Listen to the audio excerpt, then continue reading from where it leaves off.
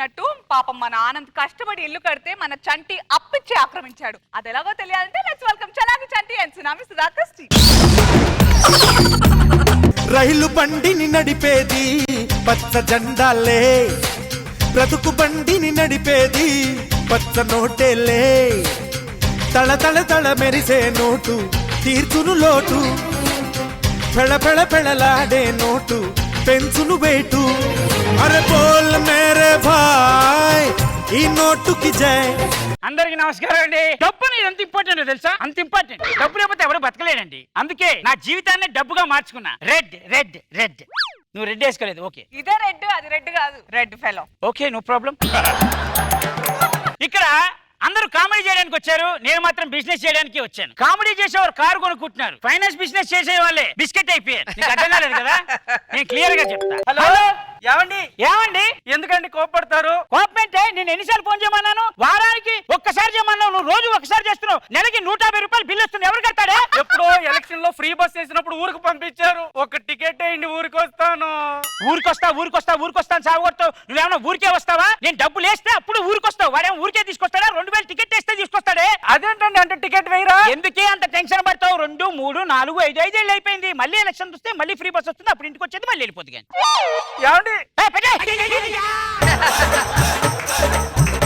ఈ finance business లో నేను బాగా నలిగిపోయిన తర్వాత ఆడవాళ్ళని 3 విభాగాలుగా విభజించాను. ఒకటి ఎగువ తరగతి, నేను డబ్బులు ఇస్తా అంటే నా దగ్గర డబ్బులు ఉన్నాయి, ఈ డబ్బులు నాకెందుకు అంటారు. రెండోది దిగువ తరగతి, నేను డబ్బులు ఇస్తా అంటే నేను కట్టుకోలేదయ్యా నాకు డబ్బులు వద్దు అంటారు. ఇక పోయింది మధ్య తరగతి, వాళ్ళు బాగుంటే నేను బాగున్నట్టే. అబ్బా మరి మూడో తరగతి? నీకు అందుకే చెప్పా, ఒక సంవత్సరంలో 3 సినిమాలు చేయొద్దు, ఒక నెలలో 3 షెడ్యూల్ చేయొద్దని. నువ్వు వినవు. నువ్వు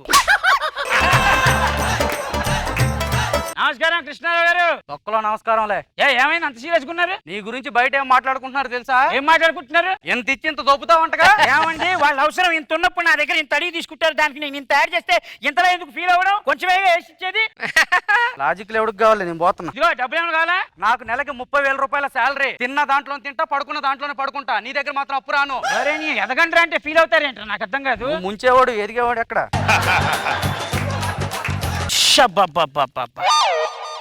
గ్లామరస్ బేబీ.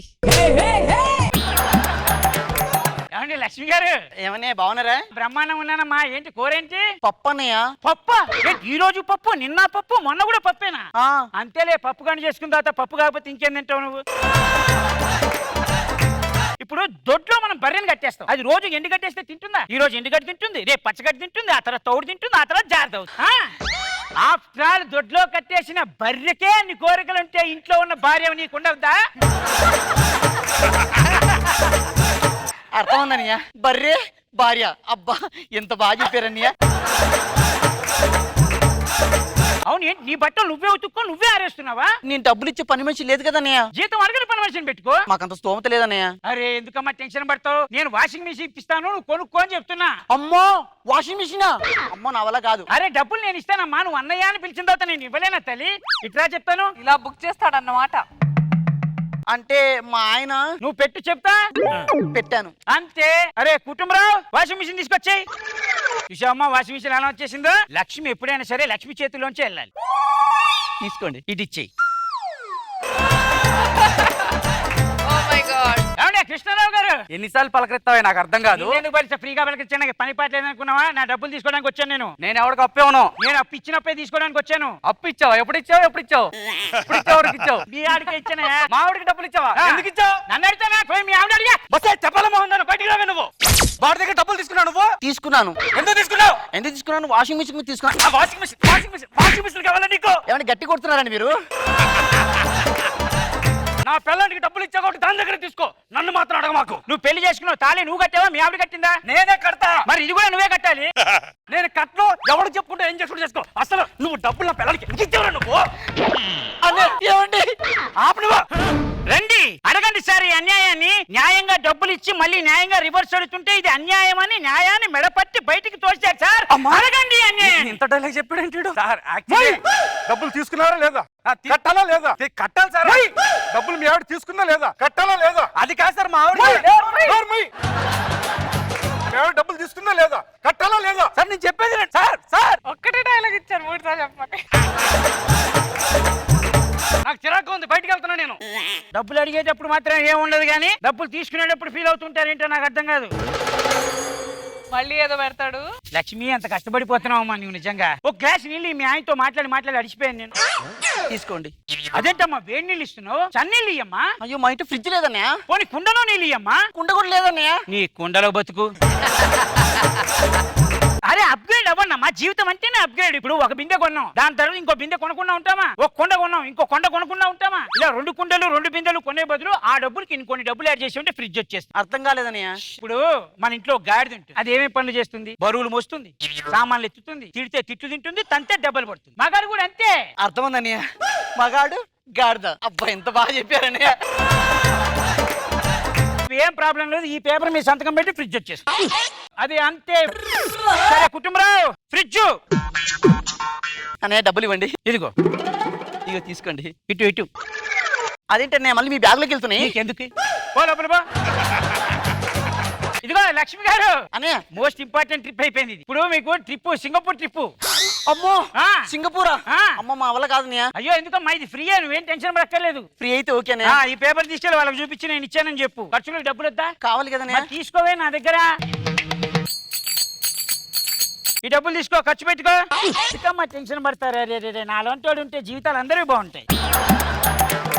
ఏమన్నా కృష్ణారావు గారు, ఎందుకయ్యా నన్ను మళ్ళీ పలకరించావు? ఏం పెట్టావు ఇప్పుడు ఈసారి? ఊరికే ఎందుకు పలకరిస్తామండి? డబ్బులు కావాలి అందుకని పలకరిస్తున్నాం. ఏం డబ్బులు? 1,00,000. 1,00,000? ఆ. 1,00,000 ఏంటి? అన్న అడుగుతామే, పిలిచి మీ ఏమని అడుకోపో. 1,00,000 ఎందుకు అప్పు చేసావు నువ్వు? అంటే మనం సింగపూర్కి వెళ్తున్నాం అండి ఫ్రీగా. నిన్ను ఏమండి కొడుతున్నారంటే నన్ను నగడుతూ అయిపోయింది. మీ అమ్మ సింగపూర్ వెళ్తే కాదంటారా? మీ అక్క సింగపూర్ వెళ్తే కాదంటారా? మీ చెల్లె సింగపూర్ కాదంటారా? నేను వెళ్తున్నాను రేపు కోపం. నేను బతకను. చచ్చిపోతానండి.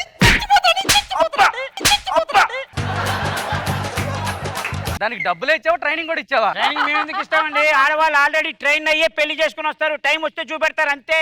1,00,000 ఇప్పటికిప్పుడు ఇమ్మంటే నేను ఇవ్వలేను. నా దగ్గర డబ్బులు లేవంతే. పిచ్చి పిచ్చి వేషాలేకు, అయిపోయింది ఇంకా. నీ ఇల్లు నా సొంతం, ఇక పిచ్చి వేషాలేకు పో. వసే బయటికి రావే. ఇంకా ఏముందా లోపల నువ్వు? ఏముందనే? నీకు 1,00,000 ఇవ్వడం కాదు కదా, రూపాయి కూడా ఇవ్వను. ఎవడు ఎప్పుడు చెప్పుకోరా? రండి ఇన్స్పెక్టర్.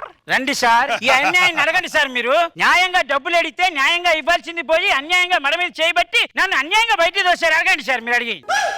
మేము డబ్బులు తీసుకుందా లేదా? తీసుకుంది కట్టాలా లేదా? కట్టాలి సార్. మేము డబ్బులు తీసుకుందా లేదా? కట్టాలా లేదా? సార్ వాడు అన్యాయంగా మోసం చేస్తాడు. మేము డబ్బులు తీసుకుందా లేదా? కట్టాలా లేదా? వాడు సింగపూర్ ఇల్లు సార్. సార్ ఆస్తులు దొబ్బేస్తున్నాను ఫీల్ అవుతారేంటో నాకు అర్థం కాదు. అయ్యా తెలవా ఎక్కడికి రా పోయేది? కొంచెమైన బుద్ధి బుర్ర మంచి మర్యాద ఉందిరా. అడుక్కు తినే వాడుకోడు కప్పు ఆవిడేస్తాడండి. నీకు పంది పిల్లకి పెంచుతాడు. నీకేట్రా తక్కువ చేసి? ఏంటా బాడీ మీద పడతావు? పాపం ఏదో పసిబిడ్డ అడుగుతుంటే చాక్లెట్లు బిస్కెట్లు తింటానంటే ఒక 500 అప్పించాను, దాని తప్పే ఉంది. ఎంత ఇవ్వాలండి? 5,000. 500కి 5,000 ఏంటంటే వడ్డీ. నువ్వు మ్యాటర్ అర్థం కావట్లేదురా. ఇప్పుడు నువ్వు ఒక కోడిని కొన్నావు, అది 10 గుడ్లు పెట్టింది. నువ్వు ఒక కోడిని కొన్నావు కదా, అది పెట్టిన గుడ్లలో ఒక గుడ్లు తింటావు, 10 గుడ్లు తింటావా? 10 గుడ్లు కలిపి తినేది. ఇది అంతే. నేను అంత కట్టుకోలేనండి. ఇన్స్టాల్మెంట్ లో ఎంత ఉన్నాయిరా నీ దగ్గర? 253 రూపాయలు ఉందండి. 3 రూపాయలు ఉంచుకొని 250 నాకు ఇచ్చేయి. అంకుల్ ఆకలేస్తుంది అంకుల్. ఎంత కావాలమ్మా? నన్ను తినేరా మనిషివా పశువా? నువ్వు కాలనీలో ఉంటే కాలనీ నాశనం అవుతురా, దేశంలో ఉంటే దేశం నాశనం అవుతురా. అసలు నిన్ను ఇక్కడ చూడలేదురా. నిన్ను వెళ్ళిపోరా. ఇక్కడ కనిపించావు చంపేస్తాను నిన్ను. రండి సార్, వదిలే ప్రసక్తే లేదు. ఈ అన్యాయాన్ని అడగండి సార్. మేము డబ్బులు తీసుకుందా లేదా? కట్టాలా లేదా? నాకు కాదురా అన్నాడు. మేము డబ్బులు తీసుకుందా లేదా? కట్టాలా లేదా? ఒకటే డైలాగ్ చెప్పకండి సార్. వాడు మా పిల్లలకి లేనిపోయిన ఆశలు పుట్టించి మమ్మల్ని సర్వనాశనం చేస్తున్నాడు సార్. వాడిని తీసుకెళ్లి జైల్లో వేయండి. ఇన్ని మాట్లాడుతున్నా ఏం మాట్లాడతలేరేంటి సార్? చూడు బాబు, 3 ఎంట్రీలు 9 డైలాగ్. ఎక్కువ మాట్లాడాను అనుకో లాగ్ అంటారు. ఈసారి మీకు పేమెంట్ కన్ఫర్మ్. ఏంటి చూస్తున్నా? డబ్బులు ఇస్తే తీసుకెళ్ళచ్చు నీ రాసి పేపర్లు. అన్నం పెడతానయ్యా. అది కదే, నాకు ఇల్లు వద్దు ఏమొద్దు.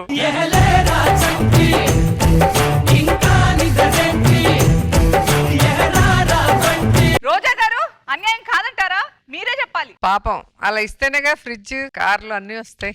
మరి మేము చాలా నీతి న్యాయంగా ఫైనాన్స్ బిజినెస్ చేసేవాళ్ళం. సో నీ అప్పు ఇవ్వటం బాగుంది, ఆనంద్ ఫ్రస్ట్రేషన్ బాగుంది, అండ్ సుధాకర్ అన్ని ఎక్స్ప్రెషన్లు వచ్చాయి, నవరసాలు కూడా ఎందుకురా? బాగుంది. బాగా పడ్డా. బాగుంది. Good good. బాబు గారు బాగుంది చంటి గుడ్